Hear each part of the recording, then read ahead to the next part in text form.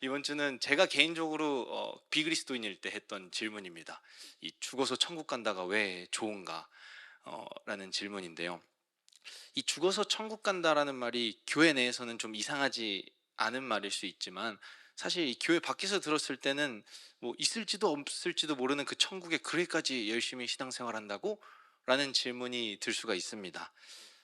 저도 똑같이 이제 "죽어서 천국 간다."가 저는 천국도, 그리고 "죽어서 천국에서 오래도록 산다."도 저한테 크게 이제 좋은 느낌으로 다가오지는 않았습니다. 그리고 더군다나 이렇게 가끔 지하철에서 예수 천국 불신 지옥 뭐 이런 글귀를 만나면요.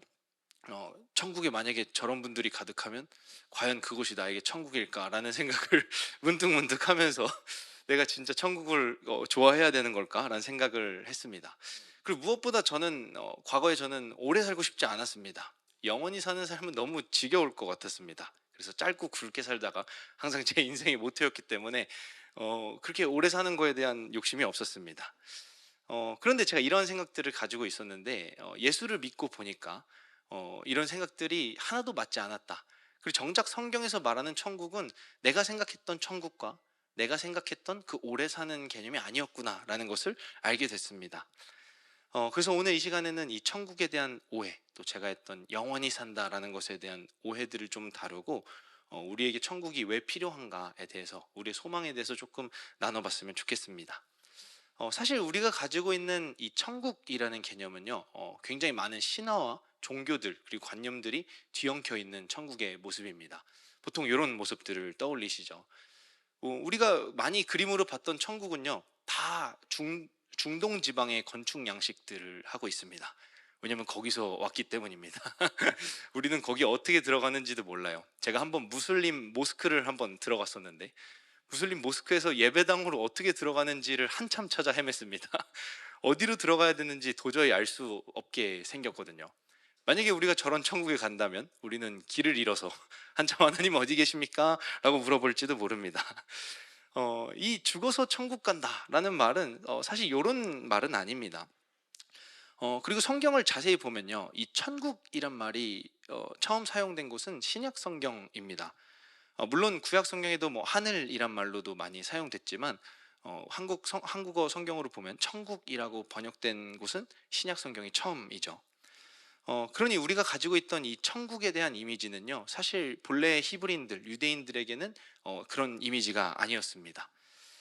구약 속 성경 사람들은요, 우리처럼 천국에 가기 위해, 죽어서 천국에 가기 위해서 하나님을 믿지 않았습니다.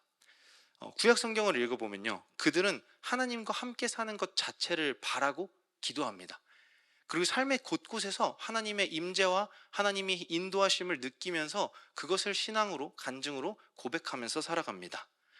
그들의 개념 아래서요, 이 나라라고 하는 것은요, 다스림, 그 말씀이 그 백성들을 다스릴 때 그 백성들은 비로소 하나님의 백성이 되고, 그리고 그 백성들이 모였을 때 비로소 그것이 하나님의 나라가 된다라는 게 더 익숙한 관점이었습니다.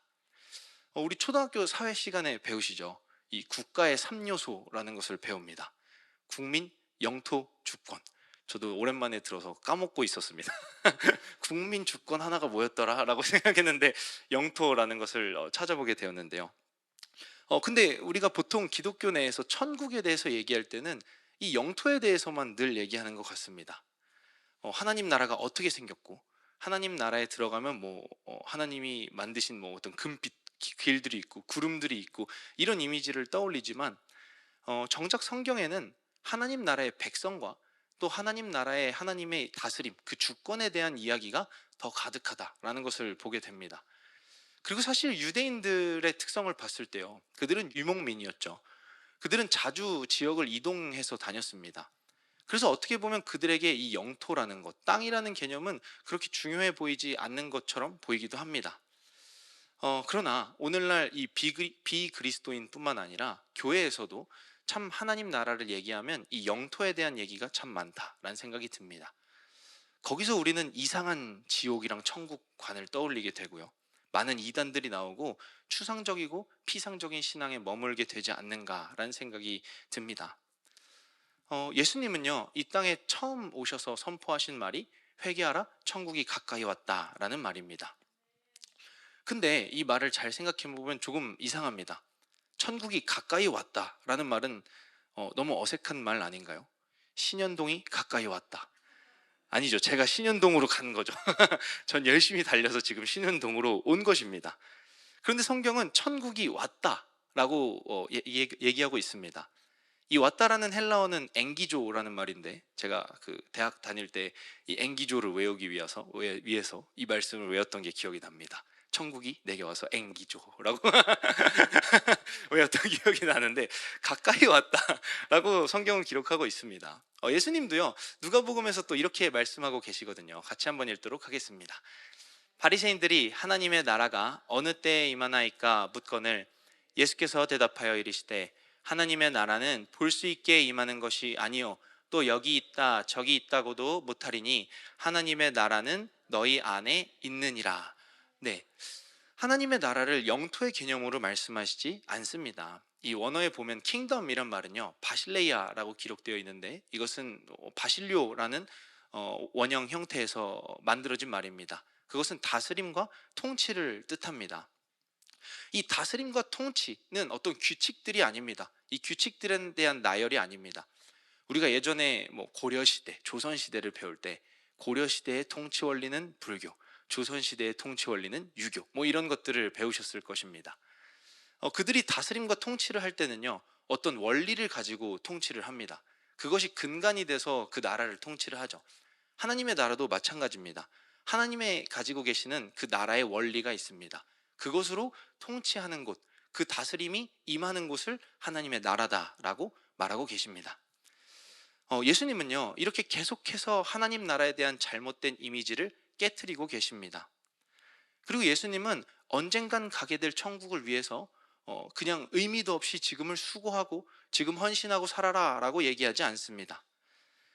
그리고 진짜 그리스도인들은요 알지도 못하는 천국에 대해서 그것을 가기 위해서 인생을 낭비하지 않습니다. 그리스도인들은 알지도 못하는 천국을 위해서 삶이 억울해도 꾹 참고 사는 사람들이 아닙니다.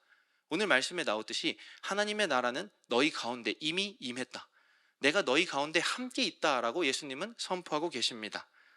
그리스도인들은 이미 임한 천국을 보는 사람들입니다. 현재 행복을 이유 없이 포기하면서 불행을 자의적으로 선택하면서 알지도 못하는 천국을 고대하는 사람들이 아닙니다. 나를 추앙해요 라는 대사로 유명해진 드라마가 있죠. 이 손석구 씨가 나오는 나의 해방일지라는 드라마입니다. 저도 다 보지는 못했습니다. 짤막짤막하게 봤는데요. 그중에 김지원 씨가 연기한 연미정이라는 역할이 있습니다. 그중에 이제 대사 하나가 인상이 깊어서 조금 가지고 왔는데 같이 한번 보도록 하겠습니다. 드라마에서는 뭔가 결연한 의지처럼 이렇게 독백을 했지만 사실 이 말이 주는 메시지가 저는 좀 있다고 생각을 하게 됐습니다. 그리스도인들은 단순히 그냥 알지도 못하는 천국, 그런 천국을 죽어서 간다라고 믿는 사람들이 아닙니다. 그럼 우리의 오늘의 삶의 의미는 어디에 있습니까? 그리고 그리스도인들의 삶을 보면, 물론 모든 그리스도인들은 아니지만 말은 죽어서 천국에 간다고 하지만 이 극중 대사처럼 결국 성적, 학교, 교우관계 같은 사소하고 영원하지 않은 소유들을 바라며 허수아비 같이 사는 경우도 있습니다. 어떤 사회적인 암묵적인 룰에 순응하는 것처럼 배워서 그것을 맞추기 위해서 연기하는 사람들, 질문하지 않고 자기가 뭘 원하는지, 어떤 존재인지도 모르면서 사는 사람들, 저는 과연 이게 기독교 신앙인가? 진짜 이 죽어서 가는 천국이 이런 의미인가? 라는 생각을 하게 됐습니다. 예수께서 말했듯이 천국은 하나님의 다스림이고 그 나라의 원리입니다. 예수님은 지금 그 나라와 다스림의 원리가 너희 가운데 있다라고 말합니다. 머나먼 미래를 얘기하지 않습니다. 해방을 기다리는 그 삶 가운데 예수께서 침투하여 들어오신 것입니다. 저는 이 대사를 보면서 오히려 살아서 천국을 보고 싶어하는 그 마음, 살아서 다시 보고 싶어하는, 다시 하나님의 영광을 보고 싶어하는 그 마음이 오히려 진짜 그리스도인의 마음이 아닌가라는 생각이 듭니다. 우리는 오늘 임하는 천국을 누리고 바라는 사람들입니다. 이 모습이 기독교 신앙에 더 가깝다라는 생각이 듭니다. 기독교는 지금은 불행하지만 죽으면 천국을 보게 될 거야 라는 것을 믿고 살지 않습니다. 어쩌면 사실 이 연미정의 대사처럼 잘 살고 싶다, 나는 지금 천국을 누리고 싶다, 지금 하나님의 나라를 누리고 싶다라고 말하는 게 진짜 그리스도인이다라는 생각을 합니다. 사실 우리는 모두 다 잘 살고 싶은 사람들입니다. 그런데 이 잘 산다라고 하는 게 생각보다 쉽지는 않습니다.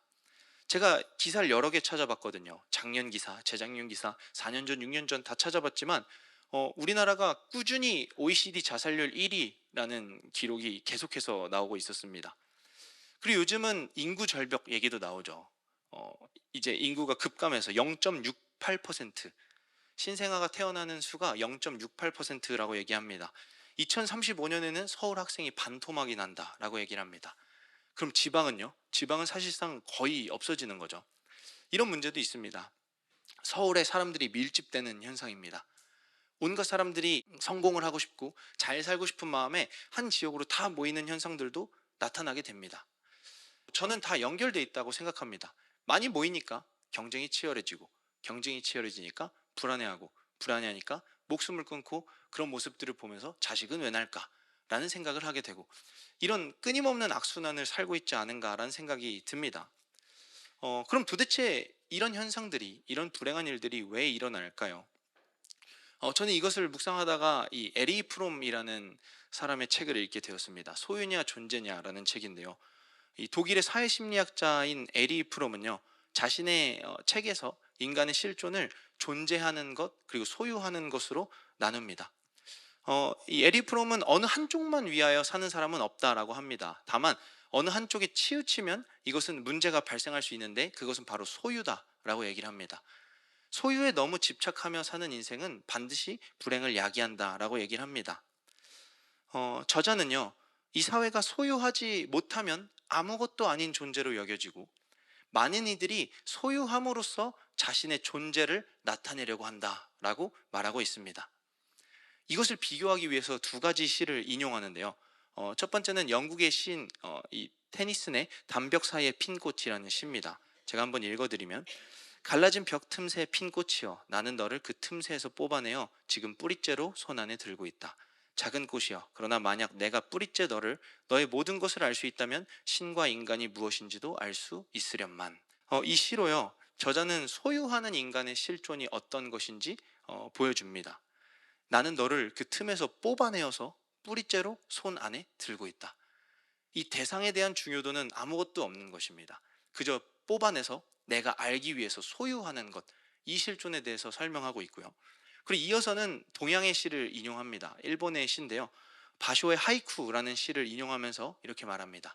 눈여겨 살펴보니 울타리 곁에 냉이꽃이 피어있는 것이 보이누나. 네, 그냥 보고 있다라는 시의 결론입니다. 이것을 통해서 존재하는 인간의 실존을 보여주고 있는데요, 첫 번째 시에서는요, 그 뿌리째로 꽃을 뽑아든다라고 시에 적혀 있습니다. 이 사람의 관심은 오직 내가 느껴지고 만져지고 알고 싶은 욕망밖에 없는 것입니다. 이러한 존재 양식을 저자는 소유라고 얘기합니다. 그래서 이 소유하는 삶의 양식은 이기적이고, 나의 느낌과 감상이 중요하고, 모든 물질화된, 물질이 눈에 감지되지 않는 것을 견딜 수가 없습니다. 그래서 항상 이 물질화된 가치가 중요화된 삶을 삽니다. 반면에 이 시에 나타나는 사고방식은요, 존재의 양식입니다. 이 존재 양식은 이타적이고, 그 대상의 의미가 더 중요하고, 그 존재가 담은 가치를 바라보고 관찰하는 삶입니다. 이 꽃이 너무 궁금해서 뽑아서 그 생명을 단절시키는 것이 아니라 오히려 그 생명과 가까이 일체되기를 바란다라고 저자는 책에 기록하고 있습니다. 이 소유적 인간은 내가 가진 소유에 의지합니다. 저자가 이 두 가지 시를 비유한 이유는요, 서양 사회와 동양 사회를 비유하기 위함이었습니다. 저자는 이 서양 사회가 소유화된 인간의 실존으로 살아간다라고 말합니다. 서양의 산업화나 물질주의가 수많은 소수들을 만들고, 수많은 억압과 차별을 만들고 불평등을 만들었다라고 얘기합니다. 결국에 인간의 이기심이 만든 것은 죽음밖에 없다라는 이야기를 얘기하고 있는 것입니다. 끊임없이 소유함으로 존재를 삭제시키는 것, 그 끊임없이 소유하는 그 일이 오늘날 수많은 문제들을 만들었다라고 저자는 이야기합니다. 반면에 존재적 인간은요, 단순히 보이는 것 너머의 가치를 주목하는 것입니다. 지금 여기, 지금 여기를 살고 있는 우리는요, 인간의 본질적인 문제, 실질적인 문제를 관찰하고 직면하는 것, 이것이 존재 양식이다라고 저자는 기록하고 있습니다. 최근에 뭐 데이트 폭력이나 데이트 뭐 살인 사건 이런 기사들을 몇 개를 보게 됐습니다. 저는 인간이 얼마나 삐뚤어지고 굴절된 사랑을 하고 있는가라는 것을 보게 됩니다. 그들은 사랑을 소유하는 것으로 배웁니다. 내 것이라고 여깁니다. 그렇기 때문에 내 것이 아니게 된 순간 그것은 더 이상 생명으로서의 가치가 없는 것입니다. 나에게 어떤 의미도 주지 못하는 것입니다. 끊임없이 소유하려는 인간의 본성은요, 너무나도 악합니다. 이것은 근데 그들만의 문제는 아닙니다. 우리 삶도 잘 관찰해 보면요, 무엇인가 소유하려는 경우가 너무나도 많습니다. 그리고 그 소유하려는 삶의 양식은요, 반드시 그 생명을 단절시킵니다. 그럼에도 불구하고 이 사회는요, 끊임없이 인간을 향해서 소유하라라고 가르칩니다. 이런 인간이 되라라고 말합니다. 이 세상은 나를 사랑하라고 가르치고 네 마음과 네 감정을 긍정하라라고 말합니다. 사실 대다수의 부모들은 자녀의 보이지 않는 가치보다 누군가 정해놓은 기준으로 자녀를 바라보는 경우가 더 많습니다. 자녀를 이타적이고 베풀며 살라고 가르치기보다 그 기준을 향해서 열심히 노력하라고 가르칩니다. 열심히 노력해서 끝내 네가 원하는 것을 소유하라고 가르칩니다. 그 기준을 위해서 사람들에게 인정받으라고 가르칩니다. 그리고 그 기준을 위해서 네 재능을 아낌없이 펼치라라고 가르칩니다. 그래서 이 자녀에게 끊임없이 소유를 가르치는 게 이 사회의 부모가 아닌가라는 생각이 듭니다. 사실 이 사회는요, 온통 소유를 부추기는 사회다라는 생각이 듭니다. 존재하는 삶의 양식은요, 멍청한 것 내지는 쓸모없는 것 취급을 받는 시대가 되지 않았는가라는 생각이 듭니다. 이 존재, 의미에 대한, 삶의 의미에 대한 추구는요, 점점 하찮게 되어지는 시대가 되어가고 있습니다. 그리고 우리는 이제 뉴스를 통해서, 많은 기사들을 통해서 이 문제들이 속속들이 터지는 것을 보게 됩니다. 뿌리채 뽑힌 꽃들이 길바닥에 널브러져 있는 것을 보게 되는 것입니다. 우리는 정확히 남에게 빼앗긴 인생, 정확히 말하면 소유한테 존재를 빼앗긴 인생을 살아가고 있지 않은가라는 생각이 듭니다. 제가 이렇게 어렵게 책을 읽으면서 생각을 하는 동안에 한 개그 유튜버 피식대학에서 정말 쉽게 이 얘기를 설명해 놨더라고요. 가상의 공간을 만들어 놓고 가상의 강의를 하는 프로그램입니다. 거의 1시간 동안 떠듭니다. 대단하죠. 1시간 동안 강의를 한다는 게. 그중에 SNS의 역사 뭐 이렇게 해놓은 게 있었는데 참 공감이 많이 됐습니다. 물론 어르신분들은 공감을 못할 수도 있지만 이 청년들이나 또 한 30대 40대들 또 이 SNS를 겪어보신 분들은 많이 공감하실 겁니다. 이 SNS라는 게 언제 처음 생겼을까요? 많이들 페이스북이라고 얘기하지만 이분은 싸이월드부터 얘기를 합니다. SNS라고 보긴 애매하지만 그래도 2000년대 초반에 대한민국은 싸이월드가 강타를 했죠. 내 미니홈피도 꾸미고 캐릭터도 꾸미고 다이어리도 쓰고 방명록도 남기고. 그래서 이 싸이월드에 들어가면요, 저기 보이는 수영장도 있고 저게 제 미니홈피고 그 안에 캐릭터들이 미님입니다. 그래서 내 나라를 어떤 관리하는 거죠. 내 캐릭터를 꾸밉니다. 그리고 내 음악들, 내가 해놓은 배경음악들, 그리고 사람들이 와서 쓴 글들을 살펴봅니다. 다른 사람 것도 볼 수 있는데 이 밑에 보면 파도타기라고 적혀 있는데 파도타기를 하려면 조금 타고 들어가야 돼서 사실 너무 귀찮습니다. 그래서 싸이월드는 내 글 쓰고 내 사진 올리고 또 내 생각들 기록하고, 그래서 흑역사가 참 많았죠. 나는 가끔 눈물을 흘린다 뭐 이런 잘못된 글들을 참 많이 싸질러 놨습니다. 네, 이 싸이월드의 시대가 끝날 무렵에 등장한 게 바로 페이스북이죠. 근데 이분이 얘기하는 게 여기서부터 SNS 판도가 바뀌었다라고 얘기를 합니다. 싸이월드는 들어가면 내 미니홈피가 먼저 보이는데 페이스북에 들어가면 다른 사람 소식부터 뜨기 시작했다라는 겁니다. 나를 들여다보기도 전에 다른 사람을 먼저 보는 삶의 방식이 시작됐다라고 얘기를 합니다. 그래서 이 사람은요, 페이스북을 기점으로 우리는 타인을 위한 삶이 시작됐다라고 얘기합니다. 누가 이거 먹었다더라, 누가 이렇게 생각한다더라, 누가 여기 갔다더라, 이런 영향들이 어느새 나에게 끊임없이 침투해 들어오고 있는 것을 보게 됩니다. 근데 더 나아가서 이제는 스마트폰이 엄청 발달하기 시작하면서 웬만한 사진기보다 스마트폰 카메라가 더 좋게 됩니다. 그래서 이 인스타그램이라는 어플이 등장하기 시작했는데요, 이 인스타그램은 페이스북과 싸이월드의 안 좋은 점을 다 합쳐놨다라고 얘기합니다. 나한테 집중할 시간이 더 사라집니다. 이제는 사진, 영상이고 시각 자료가 더 많아집니다. 저렇게 보면 주변은 다 어지러운데 인생의 정점의 순간들을 찍어서 올립니다. 사람들은 보고 생각하죠. 아, 이 사람은 이런 화려한 일상을 사는구나.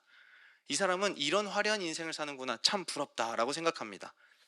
수많은 인플루언서의 등장으로 사람들은 기준이란 게 생겨버렸습니다. 적어도 이 정도 아파트, 이 정도 음식, 이 정도 차, 이 정도 삶은 살아야지, 이 정도 연봉은 받아야지, 이런 기준들이 이 SNS를 통해서 타고 들어오게 됩니다. 예전에는 파도 타기를 해서 너무 어렵게 봤어야 했었는데 이제는 돋보기 버튼 하나만 누르면 온갖 사람들의 글들, 온갖 사람들의 생각들, 온갖 사람들의 삶들을 쳐다볼 수 있습니다. 그리고 그에 따라서 점점 나를 보는, 나를 관찰하고 내가 누구인지 생각하는 시간은 점점점 사라지게 되는 것입니다. 우리는요, 참 모르는 사이에 여러 가지 기준들이 참 많이 학습이 됩니다. 말하지 않아도 우리가 보고 듣는 것들을 통해서 우리의 그 수많은 세상적인 기준들이 우리 마음에 박히게 됩니다. 그 기준을 위해서 생각하고, 그 기준을 위해서 공부하고, 그 기준을 위해서 돈을 벌고 열심히 살아갑니다. 하물며 종교 행위도 똑같습니다. 그 기준에 따라 나에게 필요한 것을 신에게 구하는 경우도 흔하게 봅니다. 우리의 삶은요, 온통 소유하는 인생이 되었다라고 저자는 얘기합니다. 물론 이 사람은 거의 1900년대 초반의 사람인데요, 그때도 우리의 삶과 별반 다르지 않았다라는 것을 알 수 있습니다. 그런데 우린 질문해 봐야 됩니다. 진짜 소유하는 인생이 행복을 가져다 줍니까? 어쩌면 사실 세상의 불안은, 세상의 불행은 이 소유하려는 인생 때문에 찾아오는 거 아닐까요? 그 수많은 자살률과 인구 절감, 서울의 밀집은 오히려 그런 수많은 보여지는 것들에 의해서 생긴 가치관이고 결과들 아닙니까? 우리는 오히려 이 소유하는 삶을 살 때 인생의 불행에 찾아오는 것을 경험하게 됩니다. 누가복음에서 예수님은 이렇게 얘기를 합니다. 같이 한번 읽도록 하겠습니다.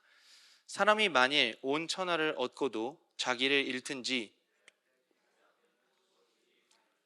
네, 사람이 만일 온 천하를 얻고도, 온 천하를 소유하고도 자기를 잃어버리면, 그리고 그 모든 모아놨던 것이 잃어버리게 되면, 사라지게 되면 무엇이 유익하리요? 라고 예수님은 되묻고 있습니다. 소유는 이 존재를 잃게 만듭니다. 저자는 이것을 서구 사회에서 이미 경험했다라고 얘기를 합니다. 수많은 사상들, 수많은 소유들이 있었습니다. 그러나 전쟁이 터지면서 그것이 아무짝에 쓸모없다라는 것이 드러나게 됐습니다. 돈이면 다 되는 줄 알았습니다. 그러나 대공황이 터지고 나니까 그 모든 경제적 가치들이 사라지는 것을 목도하게 됐습니다. 소유가 많아지면 행복할 줄 알았는데, 소유가 많아지면 살아있는 것처럼 느껴졌는데 사실은 내가 점점 사라지고 있었다라는 결론에 이르게 된 것입니다. 우리는 남들을 위한 삶이 참 익숙한 시대에 살고 있습니다. 우리는 의식 있고 똑똑한 척하지만 시대가 정한 기준과 가치에 따라서 열심히 살아갑니다. 아까 그 나왔던 대사같이 무엇인가 일제히 따라가는 허수아비처럼 인생을 살아가게 되는 것입니다. 많이 소유한 세상이지만 이 시대는 존재를 잃어버렸습니다. 많이 소유했기 때문에 오히려 인간은 더 잔인해지고 더 이기적이지고 더 삭막해진 세상을 살고 있습니다. 여러분은 사람을 믿고 신뢰하는 마음을 언제 마지막으로 가져보셨습니까? 작년 이맘때 서현역 칼부림 사건이 있었죠. 그쯤에 제이가 태어났거든요. 한 일주일 뒤였던 것 같습니다. 제가 서현 산부인과에서 출생을 했는데 가야 되지 않습니까? 제이를 들고 밖에 나올 때마다 주변을 살피게 됩니다. 사람을 못 믿겠는 겁니다. 저는 어렸을 때 귀신을 되게 무서워했거든요. 그래서 저희 어머니가 맨날 했던 말이 귀신보다 더 무서운 게 사람이다, 뭐 이런 얘기를 했었는데 제가 그러고 있었습니다. 언제 그런 일이 일어날지 신뢰할 수가 없는 것입니다. 점점 사회가 이렇게 변해간다는 생각이 듭니다. 존재를 위한 삶이 사라지기 시작하면서, 사랑과 보이지 않는 가치들이 사라지기 시작하면서 사람 사는 게 참 삭막해졌습니다. 우리는 서로를 신뢰하고 사랑하는 마음을 잊어버린 지 오래입니다. 왜냐하면 각자의 소유가 이 존재라는 것을 잡아먹었기 때문입니다. 우리는 사람이라는 존재가 각자의 소유를 위해서 살고 있다는 것을 너무나도 잘 압니다. 이 사람도 자기 소유를 위해서 살고 저 사람도 자기 소유를 위해서 삽니다. 이 사람도 자기 이익을 위해서 살고 저 사람도 자기 이익을 위해서 삽니다. 그래서 이 소유밖에 모르는 인간들은 절대 서로를 신뢰하지 않습니다. 성경은요, 그 모습이 하나님 나라에서 단절된 상태다라고 얘기합니다. 인간은요, 끊임없이 소유하려고 했습니다. 하나님이 에덴에서 모든 걸 줬지만 그 마지막 하나 남은 그 선악을 알게 하는 나무까지도 소유하려던 게 인간의 본성이었습니다. 그리고 그 소유는요, 반드시 불행을 야기하게 됐습니다. 에덴에서 선악과를 먹은 아담과 하와는요, 둘을 절대 신뢰할 수 없게 되었습니다. 당신께서 주신 이 여자가 나에게 이 선악과를 먹여서 이 불행을 야기했기 때문입니다. 내 소유를 망친 것은 이 여자 때문이다 라고 말하고 있는 것입니다. 자신의 소유를 위해서 아벨을 죽인 가인은요, 사람들을 더 이상 신뢰할 수가 없었습니다. 주님, 내가 가다가 사람들이 날 죽이면 어떡합니까? 라고 하나님께 되묻습니다. 늘 누군가 자신을 죽일 것 같은 불안감 속에서 살아갑니다. 제가 소유에 대해서 길게 말씀드린 이유는 바로 이것입니다. 사람들은요, 이 시대는요, 소유를 많이 하면 행복한 존재가 될 수 있다라고 믿고 있습니다. 그러나 현실은요, 주변에 사람 하나 믿을 수 없다라는 것이 우리의 현실입니다. 소유로 안정과 만족에 도달한다고 말하지만 오히려 소유 때문에 더 불안하고 더 차별이 많이 생기고 더 우울함을 느끼게 됩니다. 우리는 소유로 천국을 누리려고 하지만 나라는 존재 하나 지키지 못하는 게 현 실정입니다. 그래서 장폴 샤르트르는요, 지옥, 그것은 타인들이다, 타인은 지옥이다 라는 웹툰도 있고 드라마도 있었는데요, 이 샤르트르가 한 말입니다. 지옥은 바로 타인들이다 라고 얘기합니다. 타인은 그냥 사람을 가르치지 않습니다. 여기서 말하는 타인은 외부적인 기준과 잣대를 의미합니다. 우리 모두는 소유하면서 살아가고 이 사회는 소유에 대한 기준을 제시합니다. 그리고 그것이 우리 삶의 불행을 야기합니다. 우리 삶을 지옥으로 만든다라는 것입니다. 소유하는 인간은 모든 것을 소유하려고 하지만 그것은 되려 나를 불안하게 만든다라는 것입니다. 우리는 눈먼 장님이 길을 가는 것 같이 인생을 살아갑니다. 내 삶에 풍요로운 것들이 가득 찼음에도 그것이 온통 불안으로 느껴지는 것입니다. 우리는 천국을 잃어버렸습니다. 아니, 정확히 말하면 우리는 지옥을 살아가고 있다라는 것입니다. 우리가 지옥을 살아가고 있다라는 말은 단순히 관념적이고 철학적인 얘기가 아닙니다. 우리는 실제로 이 지옥을 겪고 있습니다. 사랑 없고 단절되고 폐쇄된 세상을 우리는 점점 살아가게 되는 것 같습니다. 이 시대는 존재로 사는 법을 잊어버렸습니다. 우리 삶의 중요한 의미와 가치들은 점점 상실되고 있습니다.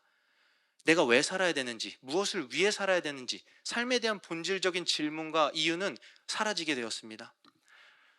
아이들에게 물어보면요, 대학에 가는 이유를 더 많은 소유를 하기 위해서라고 얘기합니다. 대학에 가는 이유가 온통 세속적인 이유밖에 없습니다. 좋은 직장, 더 많이 아는 거, 사랑을 하는 이유도 똑같습니다. 우리 이 시대는요, 소유하는 법밖에 배우지 못합니다. 오직 물질을 위한 삶을 배웁니다. 사랑을 수치화시킵니다. 사랑을 물질적인 가치로 환산시키는 것입니다. C.S. 루이스는요, 이 사회를 가슴 없는 인간이 사는 사회다라고 자신의 책 인간 폐지라는 책에서 이야기를 합니다. 오직 실용적이고 과학적이고 유물론적인 사고만 이끄는 삶은 가슴 없는 사람, 즉 인간의 본질적인 가치와 존재 의미를 상실시킨다. 결국 그것은 착하게 살지 못하는 정도에서 그치는 것이 아니라 인간성을 말살시켜버린다 라는 의미로 인간 폐지라는 제목을 지은 것입니다. 그저 내 소유만 바라는 삶의 방식은요, 나뿐만 아니라 내 주변 모두를 병들게 합니다. 이 시대는요, 수많은 기형적인 소식들과 자살률, 그리고 출산하지 않는다라는 말들이 넘칩니다. 오죽하면 헬조선이라는 말이 붙었겠습니까? 아예 대놓고 이 땅이 지옥 같다라고 말하는 시대가 된 것입니다. 그런데 이런 삶 가운데서 그리스도인들은 어떻게 살고 있는 걸까요? 그리스도인들은 그런 지옥 같은 삶에서 천국이라는 장소를 꿈꾸면서 정신승리하는 사람들이 아닙니다. 나는 지옥 같은 세상을 살지만 결국에 난 죽어서 천국에 간다, 이런 마음을 가지고 사는 사람들이 아닙니다. 오히려 이 소유에 미친 세상에 본질적인 시선과 근원적인 물음을 외치는 사람들이 그리스도인입니다. 그리스도인들은 우리가 잃어버린 천국에 대해서 끊임없이 이야기하는 사람들입니다. 그리스도인들은 오늘 이 삶 가운데서 하나님이 주시는 천국, 그 질적인 완전한 만족을 추구하고 누리는 사람들입니다. 아무도 그 가치에 대해서 말하지 않을 때 그 가치에 대해서 말할 수 있는 사람이 진짜 그리스도인이다라는 것입니다. 초대 교부 중에 한 사람인 어거스틴은요, 자신의 책에서 이렇게 말합니다. 만약 행복하게 살고 싶은가 라고 묻는다면 모든 사람은 주저하지 않고 그렇다라고 대답할 것이다. 사실 모든 사람은, 모든 이 지옥을 살아가는 이 시대는요, 행복하길 갈망하는 시대입니다. 그리고 예수는요, 이 땅에 오셔서 다른 것 하지 않으셨습니다. 우리가 잃어버린 천국, 지옥을 살아가는 이 인생 가운데 하나님의 다스림과 원리와 그 가치와 사랑을 회복시켜주는 일을 하신 것입니다.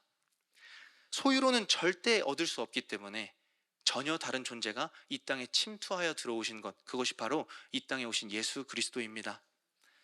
성경에는 영생이란 말이 나옵니다. 이 영생은요, 진시황이 찾던 어떤 불로초, 영원히 늙지 않고 끝나지 않는 그 시간의 지속을 의미하지 않습니다. 만약에 이 지옥 같은 인생, 이 끔찍한 인생이 영원히 지속되면 그것만큼 괴로운 일은 없을 것입니다. 그 인생이 과연 행복할 수 있겠습니까? 삼국지를 제가 어렸을 때 참 좋아했는데, 거기서 조조는 항상 눈을 뜨고 잡니다. 왜냐하면 자기가 가진 소유, 자기가 가진 땅을 빼앗길까 봐입니다. 조조는 많이 가졌지만 더 불안함을 느낍니다. 그게 길어진다고 한들 그게 어떻게 우리에게 행복이 될 수 있겠습니까?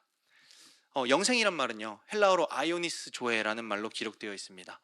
이것은 단순히 시간의 지속이 아니라 질적인 의미로 사용됩니다. 나중에 영원히 살게 될 거야, 뭐 이런 의미가 아니라 오늘 전혀 다른 차원의 질적인 만족감을 누리는 것을 의미합니다. 그래서 예수께서 말씀하신 영생은요, 히브리인의 천국 개념과 비슷합니다. 그들에게 천국은 어떤 장소가 아니었습니다. 하나님의 다스림이 있는 곳, 백성이 모인 곳, 그 나라가 바로 천국이었습니다. 하나님이 함께하는 존재로 살아가는 것, 이것이 예수 그리스도가 말하고 싶은 생명이고 천국이었다라는 것입니다. 예수는 그래서 이 땅에 오셨습니다. 소유밖에 모르는 인생, 그 소유로 천국을 가겠다고 말하는 이들, 결국 잘 먹고 잘 살고 싶은 이들에게 우리가 진짜 잃어버린 그 나라, 우리가 진짜 잃어버린 행복, 진짜 만족감과 즐거움을 주시기 위해서 이 땅에 오셨다라는 것입니다. 예수는 이것을 약속하고 있습니다. 요한일서 2장 25절 같이 읽도록 하겠습니다. 그가 우리에게 약속하신 것은 이것이니 곧 영원한 생명이라. 우리는 모두 결국 이 질적인 완전 다른 차원의 행복을 꿈꾸면서 삽니다. 예수는요, 이 행복, 이 영생을 약속하고 있었던 것입니다. 이것은 오래 지속되는 그냥 시간의 지속을 의미하는 것이 아니다라고 말씀드렸습니다. 우리는 이런 생각을 할 때가 있습니다. 아, 참 이 순간이 끝나지 않았으면 좋겠다, 영원했으면 좋겠다.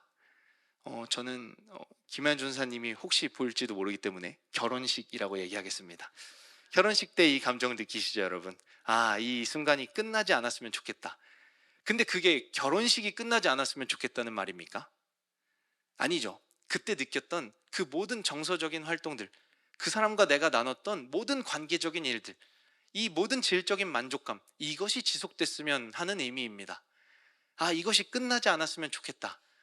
이것이 우리가 말하는 영생이고 영원하다라는 것의 의미입니다. 그러니 이것은 오래도록 그냥 의미 없는 삶을 반복하는 것이 아닙니다. 가치 있고 질적으로 다른 행복을 실제적으로 누리게 되는 것입니다. 성경은요, 우리를 하나님 나라를 잃어버린 존재다라고 기록하고 있습니다. 예수는요, 다른 것이 아니라 이 영생을 주기 위해서 이 땅에 오신 분입니다. 우리가 잃어버린 삶의 이유와 목적과 질적인 만족감을 회복시켜 주시기 위함입니다. 만약 우리 삶이 지옥 같다면, 소유가 많음에도 불구하고 우리가 더 불안하다면, 소유가 많음에도 불구하고 우리가 더 사람을 믿지 못하고 사랑하지 못하고 오히려 내 삶이 답답하고 불안하게 느껴진다면, 우리는 진지하게 예수를 주목할 필요가 있습니다. 왜냐하면 그분은 죽어서 가는 천국을 얘기하고 있지 않기 때문입니다.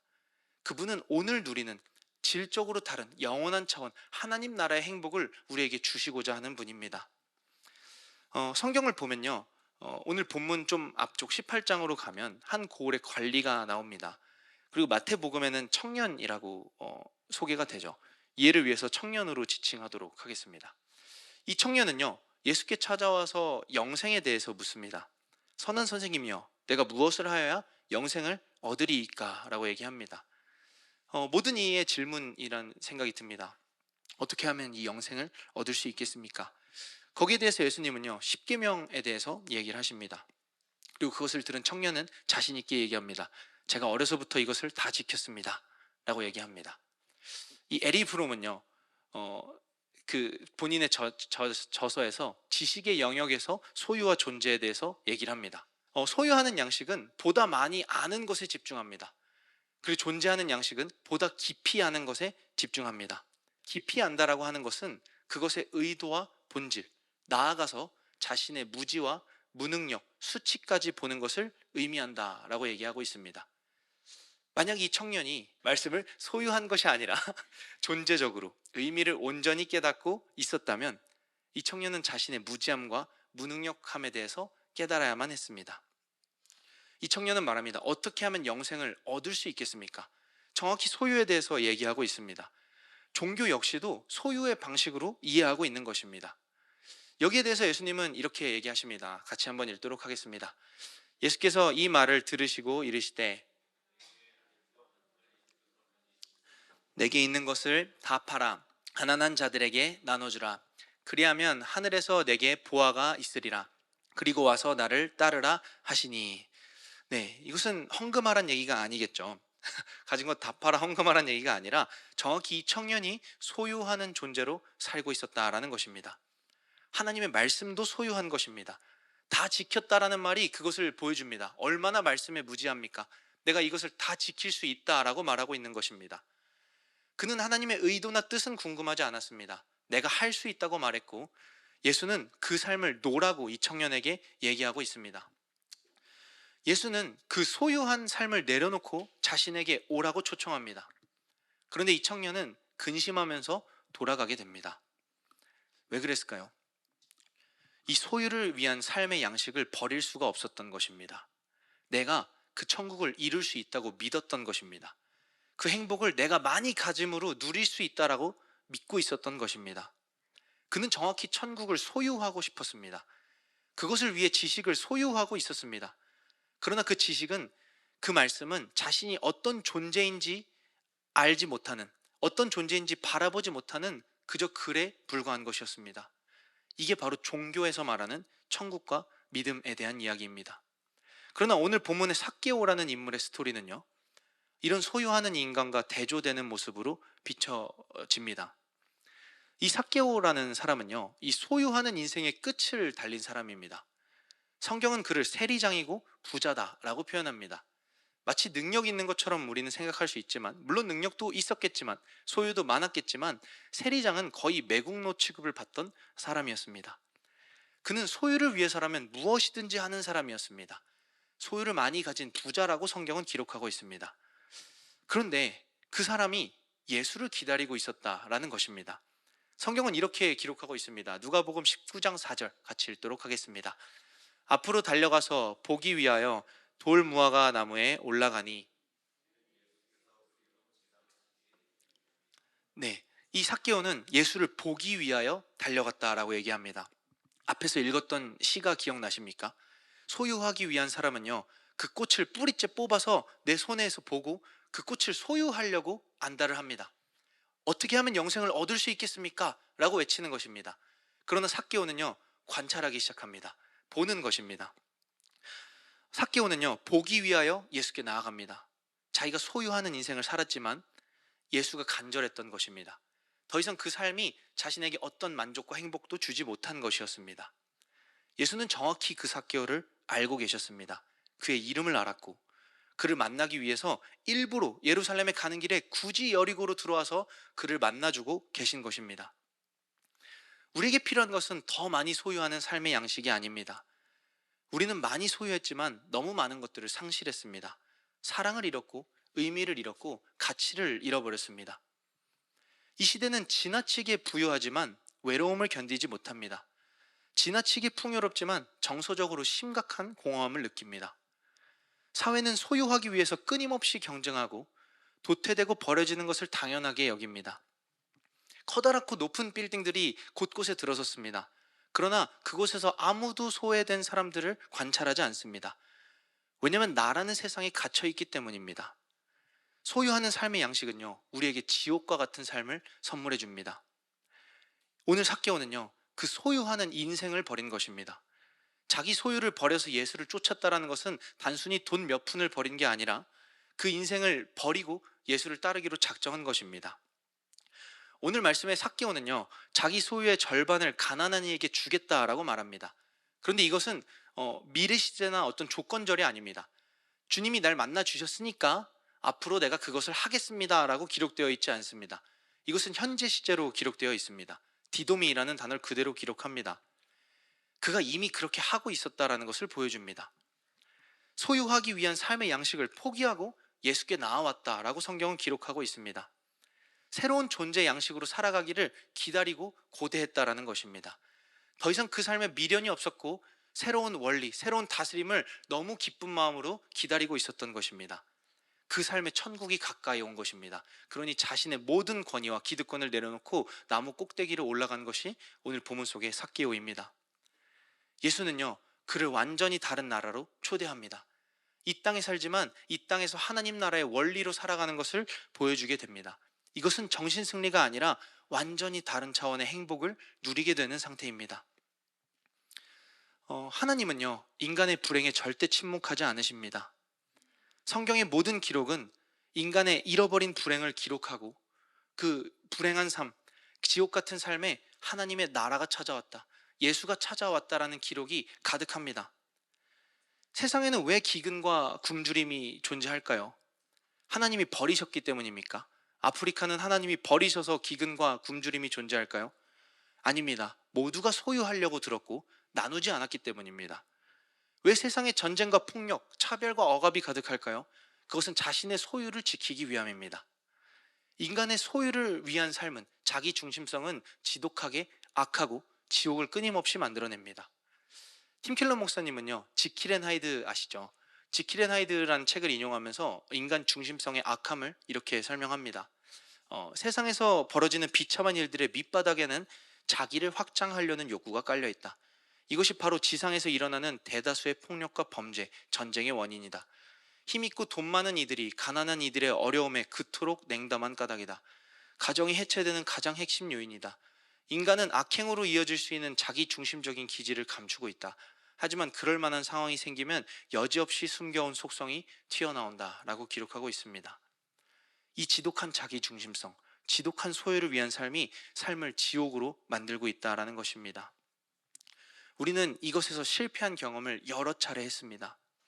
예수는요, 그 실패한 이들의 삶에 찾아오는 것입니다. 그리고 나서 그것과 전혀 다른 법과 질서, 새로운 존재 양식을 선물해주고 계십니다. 예수는 그런 기이한 모습으로 이 땅에 사셨습니다. 하나님의 아들이, 왕의 아들이 이 땅에서 가진 별명이 먹고 마시기를 탐하는 자입니다. 세리와 죄인의 친구라고 기록하고 있습니다. 예수는 소외된 이들을 찾아갑니다. 오히려 잘 가꾸어진 이들을 멀리하시고 비참한 이들을 찾아가서 그들과 함께 먹고 마십니다. 예수는 하나님 나라의 통치자지만 그 통치는 힘과 권력으로 통치가 아니라 낮아지고 섬기는 모습으로 통치하는 나라였습니다. 사랑과 긍휼이 그 나라의 새로운 원리다라는 것을 삶으로 보여주신 것입니다. 예수 그리스도는 천국 그 자체로 우리 삶에 찾아오신 것입니다. 종교인들은 외면했습니다. 종교인들은 그것을 달가워하지 않았습니다. 그러나 예수는 하늘을 잃고 이 땅에 갇혀 살아가는 우리에게 그 불행이라는 짐, 소유를 짊어지는 그 삶에 찾아와서 우리에게 새로운 존재 양식, 새로운 삶의 의미를 부여해주고 계신 것입니다. 교회는요, 그 천국, 영생을 경험한 사람들입니다. 우리는 죽어서 천국에 가는 사람들이 아닙니다. 우리는 이 땅의 의미를 알지 못하고 허수아비처럼 사는 사람들이 아닙니다. 우리는 예수께서 주시는 완전한 행복을 경험한 사람들입니다. 우리는 그것을 경험하고 그것을 전하는 또 다른 그리스도로, 또 다른 천국으로 이 땅에 살아가게 되는 것입니다. 물론 그렇다고 해서 우리가 이 세상의 거대한 악에 맞서서 세계 평화를 이루고, 그런 일은 사실상 불가능합니다. 그러나 천국을 잃고 지옥 같은 인생, 그 불행을 살아가고 있는 이들에게 예수와 같이 낮아진 모습으로 찾아갈 수는 있습니다. 교회는 죽어서 천국에 가는 그런 허무한 인생을 사는 것이 아니라 예수가 필요한 이들과 함께 그 나라를 이루면서 사는 사람들입니다. 교회는 불행 가운데로 걸어 들어갑니다. 지옥을 사는 이들에게 예수께서 주신 천국을 보여주는 사람들입니다. 이것이 교회가 존재하는 이유입니다. 나는 구원받았어, 난 죽어서 천국 갈 거야, 오직 그런 소유하는 천국이 아니라 예수께서 보여주신 것 같이 낮아지고 사랑하고 그 나라로, 그 낮은 모습으로 이 세상의 불행 가운데 들어가서 천국을 만드는 사람들, 이 사람들이 그리스도인이고 기독교인이다라는 것입니다. 우리가 그런 교회가 되기를 소원합니다. 마지막으로 책 하나를 소개하고 마치도록 하겠습니다. 뜻밖의 회심이라는 책인데요, 로자리아 버터필드라는 여성이 쓴 책입니다. 이 책에는 이 여자의 회심 과정이 기록이 되어 있는데요, 이 저자인 로자리아 버터필드는요, 지금은 목사님 사모님이지만 과거에는 레즈비언이었고 퀴어 이론 연구가였고, 그리고 또 레즈비언이랑 게이를 위한 칼럼니스트였습니다. 그래서 어느 날 지역 신문에 성차별 논리를 비판하는 글을 이 여자가 싣게 됩니다. 그 칼럼을 싣고 나서요, 엄청난 편지를 받았다라고 합니다. 물론 이 게이와 레즈비언 측에서는 엄청난 응원을 받았습니다. 아, 당신 같은 분이 계셔서 저에게 얼마나 힘이 되는지 모릅니다. 반면에 이 여자를 향한 수많은 욕설들도 함께 받게 되죠. 그 중에는 기독교인의 편지도 참 많았다라고 합니다. 이 지옥의 불쏘시개야, 이런 편지들이 엄청나게 많았다라고 해요. 로자리아는 그 편지를 받고요, 근데 참 독특한 여성입니다. 그 편지를 받고 상자 2개를 준비를 합니다. 그래서 한쪽에는 증오의 편지를 담고 한쪽에는 공감의 편지를 담았다라고 합니다. 막 편지를 읽으면서 분류하던 중에 결이 다른 편지 하나를 발견하게 됩니다. 그 글을 읽어보면요, 이런 글이 적혀 있었다고 합니다. 당신 글을 읽게 됐는데 어떻게 당신이 칼럼에 쓴, 이 LGBT 칼럼에 쓴 결론에 도달하게 됐습니까? 당신이 그 결론에 도달하려면 초월적인 것도, 신도 다 부정해야 되는데 어떻게 하면 그 결론에 도달할 수 있었습니까? 어떻게 그런 생각을 하시게 되셨습니까? 하는 정중한 질문이 적힌 편지였다라고 얘기를 합니다. 여자는 한참 고민했습니다. 이게 증오의 편지인가? 공감의 편지인가? 어느 쪽에도 속하지 않은 편지를 보게 된 것입니다. 그리고 그 편지 밑에는 대화를 하고 싶습니다, 대화가 필요하면 언제든지 찾아오십시오 라고 켄 목사라고 적혀 있었다라고 합니다. 이 켄 스미스 목사의 편지였는데요, 언제든지 찾아오라는 이 말에 여자는 생각을 하게 됩니다. 처음엔 편지를 버렸다고 해요. 그러다 다시 주워왔는데, 왜냐면 이 목사님이 한 질문이 자기도 동일하게 했던 질문이었기 때문입니다. 왜 살지? 어떻게 살아야 되지? 이 질문을 자기도 있었기 때문에 만나보고 싶다라는 생각을 하게 됩니다. 그래서 이 목사님 집에 찾아가게 되죠. 근데 막상 가려니까 불안함이 있었다고 합니다. 찾아갔는데 막 예수 믿고 구원 받으십시오 이런 소리 하면 어떡하지? 이런 불안함이 찾아와서 갈까 말까를 엄청 고민했다고 해요. 막 이 가늠한 여인아 이런 소리를 들을까봐 엄청 조마조마했다고 합니다. 근데 막상 문을 열었는데 굉장히 인자한 목사님이 나오셔서 자신이 이미 채식주의자라는 사실도 알고 채식 식단을 준비해서 이 여자를 환영해주고 있었다라고 얘기합니다. 그리고 그와 나눈 대화는 막 동성애는 죄다, 동성애는 세상에 사라져야 된다 이런 소리가 아니라 예수 그리스도의 구속에 대해서 함께 대화를 나누게 됐다라고 얘기를 합니다. 그렇다고 해서 이분이 동성애를 인정해 주진 않았다고 합니다. 이 여자분이 기록한 게 그는 정죄하지 않고 존중하지만 할 말은 했다라고 기록을 합니다. 그것이 죄는 죄지만 그것을 상처받게끔 얘기하진 않았다라고 얘기합니다. 존중하는 차원에서 충분한 대화를 했다라고 기록하고 있습니다. 그리고 그 2년간의 만남 끝에, 이 목사님과의 대화 끝에 이 여자는 회심하게 됩니다. 물론 그 회심이 내가 동성애는 죄다라는 사실에 슬퍼해서 시작된 회심은 아닙니다.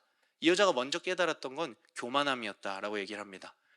내 안에 가득한 교만함, 자기중심성, 이것을 깨닫기 시작하니까 동성애는 죄다라는 결론까지 이르게 됐다라고 얘기를 합니다. 제가 소개하고 싶은 것은 이 여자의 회심에 대한 내용이 아닙니다. 저는 이 여자가 쓴 켄 목사님 부부에 대한 글이 참 나누고 싶었습니다. 일부분 중략해서 제가 가져왔는데 읽어드리도록 하겠습니다.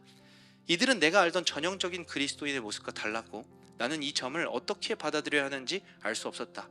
켄과 플로이, 이 두 부부는 식사 시간을 통해 기독교의 오랜 전통이지만 대부분의 크리스천 가정들에게 덜어볼 수 없는 일을 했다.